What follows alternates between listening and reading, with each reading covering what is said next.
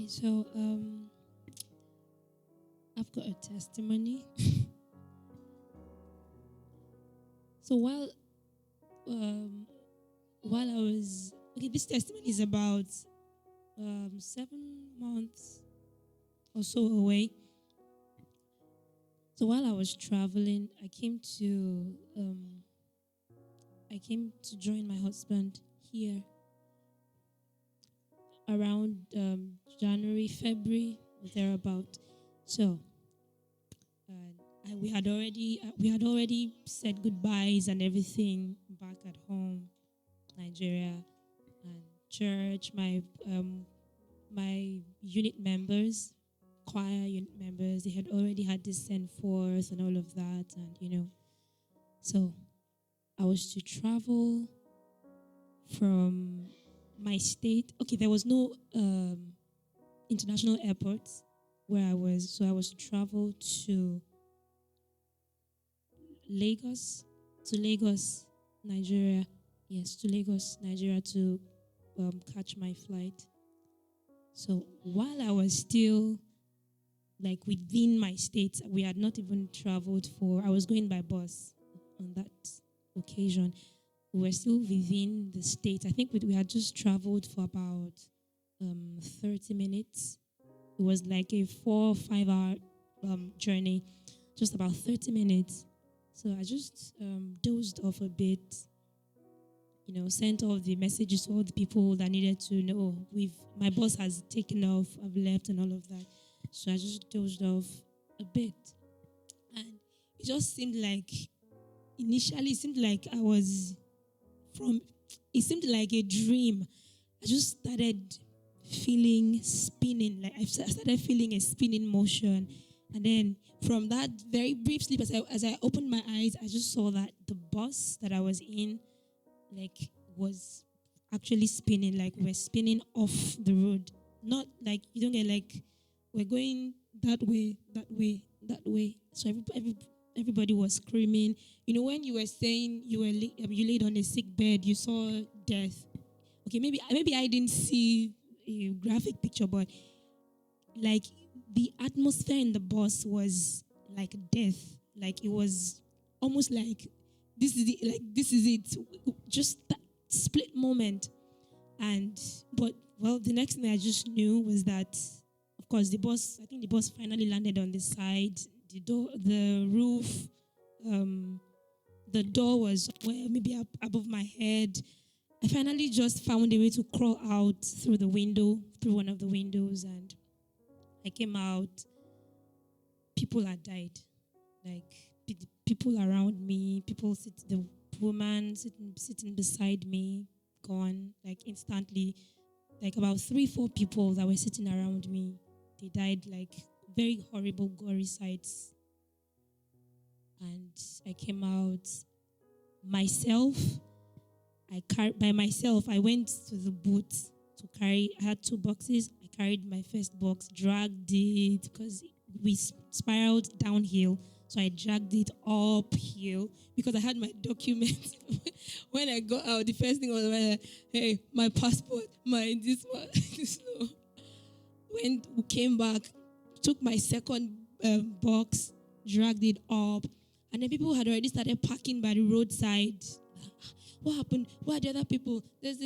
And then when did you witness the accident? And I was like, no, I was there. He said, no, you can't, because they just couldn't wrap their heads around the fact that you came out from this. So at this point, they started bringing out the bodies and all of that. And then I called home, called my pastor. He sent someone to come and pick me and all of that. So people felt maybe I was still in shock because I was just singing. There's this song Michael's mom was singing, I'm the one you have shown mercy. That was the song that was on my mind. Like, we had and all of that. So was it going to be like they were sending me forth to heaven? Or like, I was trying to imagine the story if the devil had actually won. Like, so that was my final ministration. It was just amazing how God brought me out. I just had scratches. I think just scratches. It was So I just thank God because I got here, met my husband, no bone broken. At some point, I was even feeling like, I think my collarbone? I was telling my husband that I think one of my collarbones is seeming bigger than the other one. Maybe one was broken or something.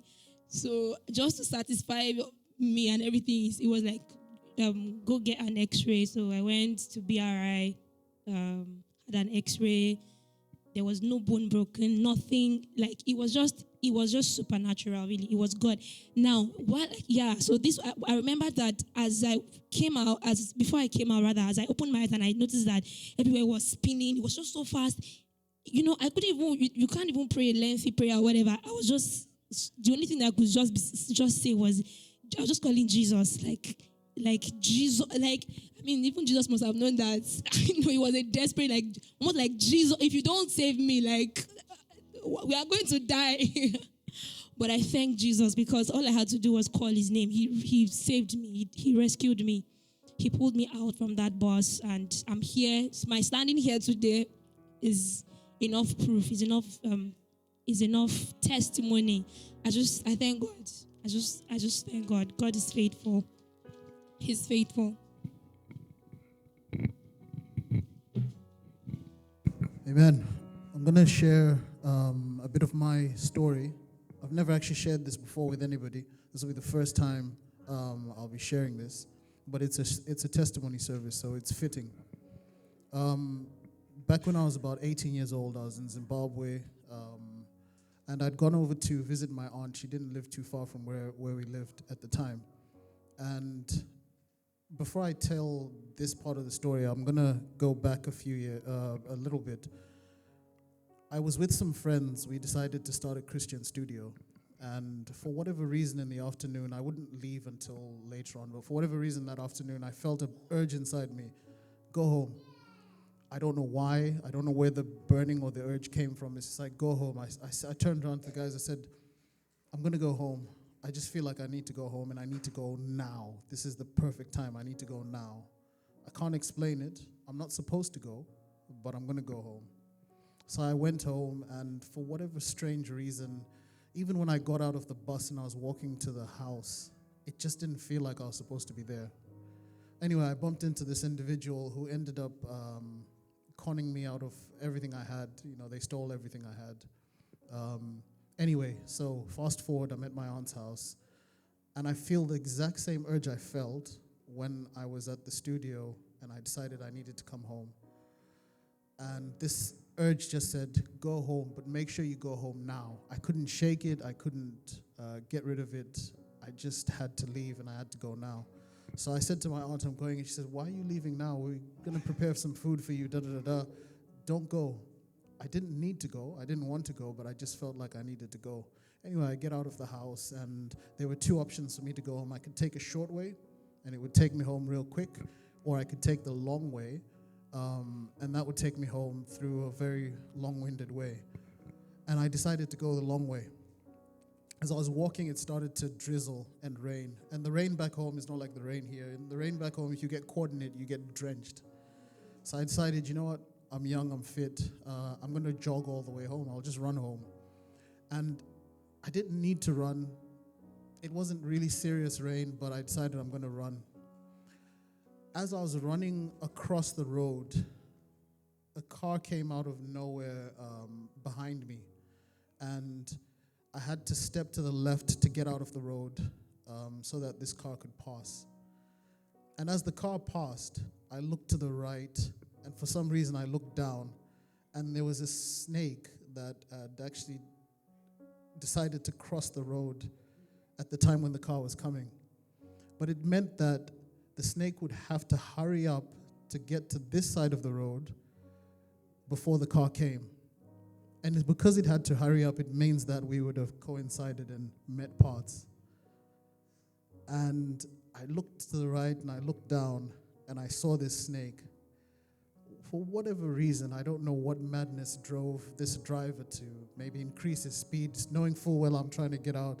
But he caught the back of the snake with his tail, and I heard the sound of the tire going over and popping and I thought to myself, that would have been it. like I would have been gone. And there's many times in my life where I should have been long gone. I mean, I was a very naughty kid. Like you said, you jumped from a 3. I fell through like a stairwell all the way down to the bottom.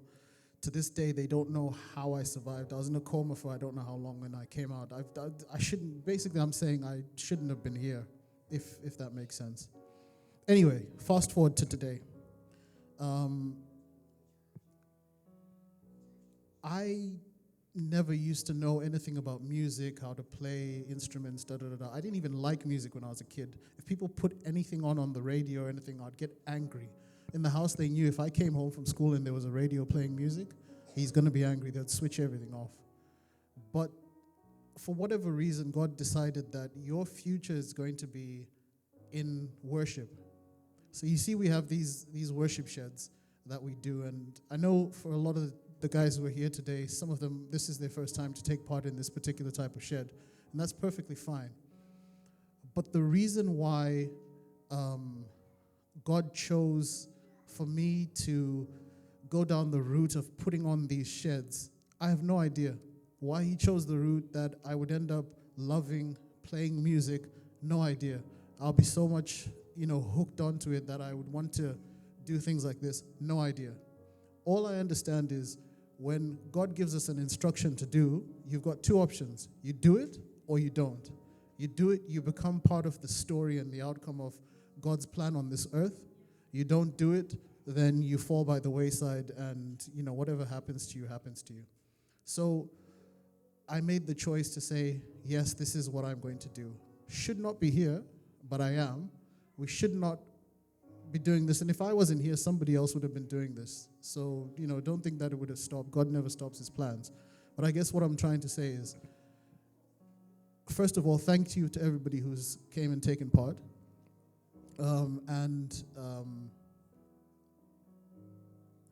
Going forward,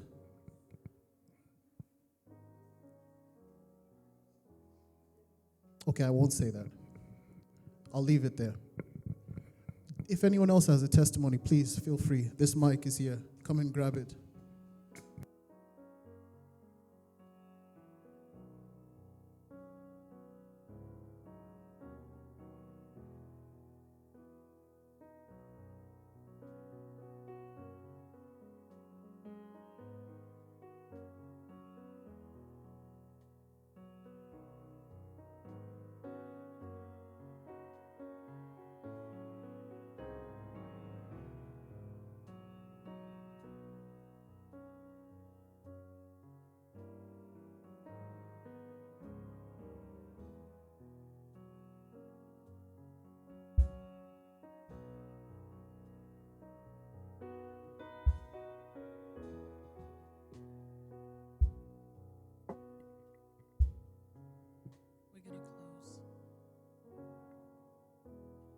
Close in worship. Keep playing.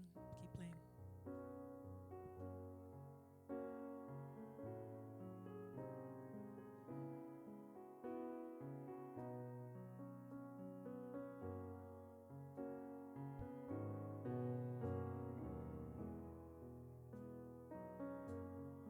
Bless you, Jesus.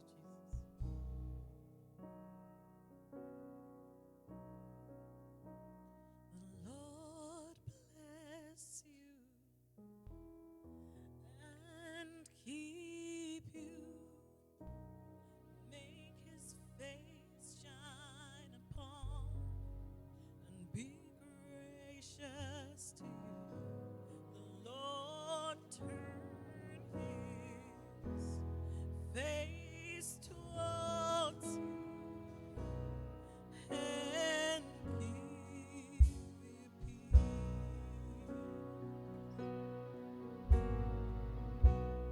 The Lord bless you and keep you.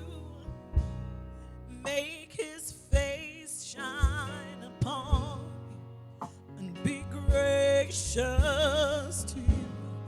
The Lord turn his face towards you. Turn his face towards you. Let him turn his face towards you.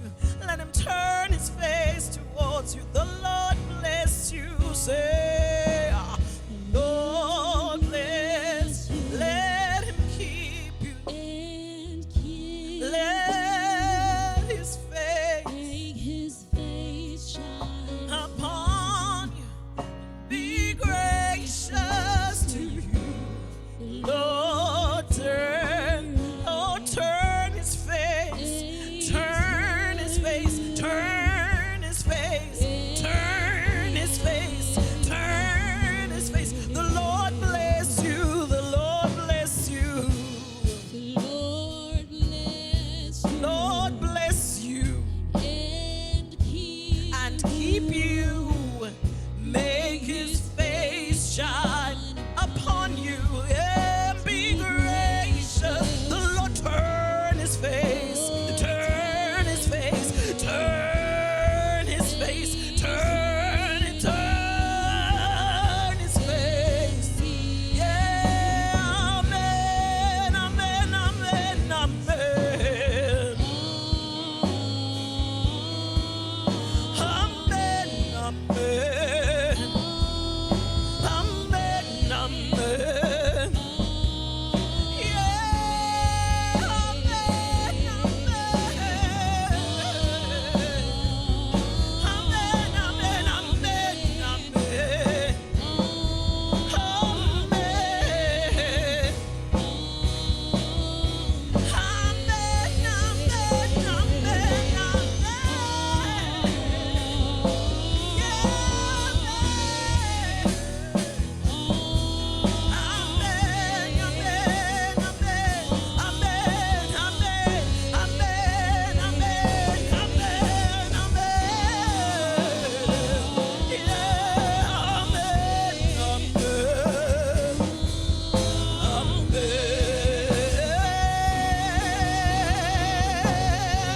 May his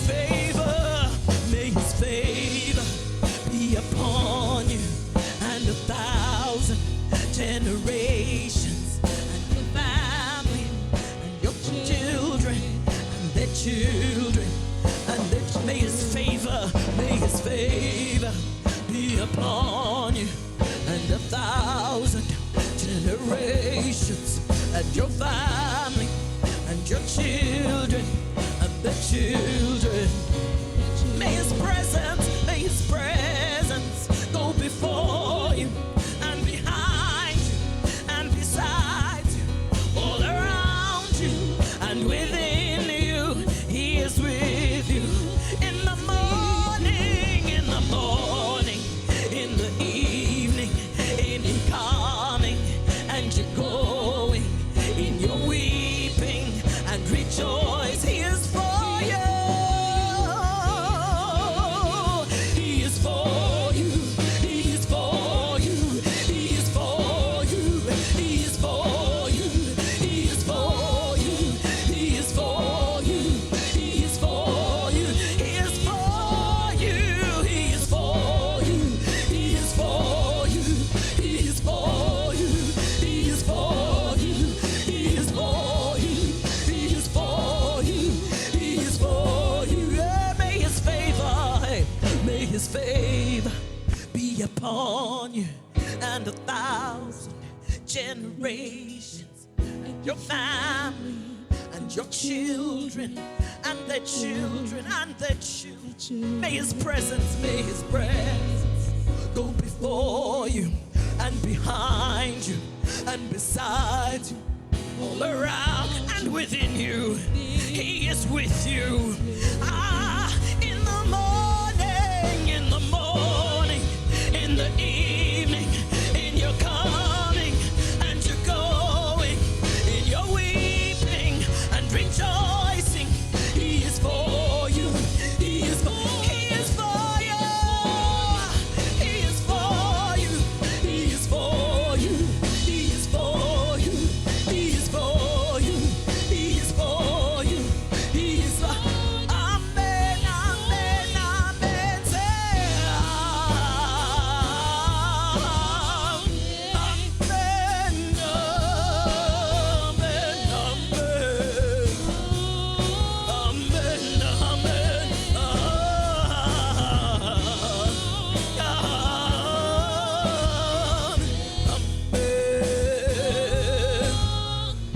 Amen, amen, amen. Amen.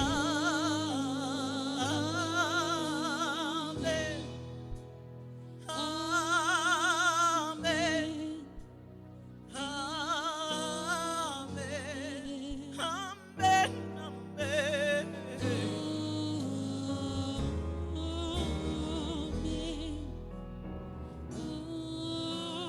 Amen.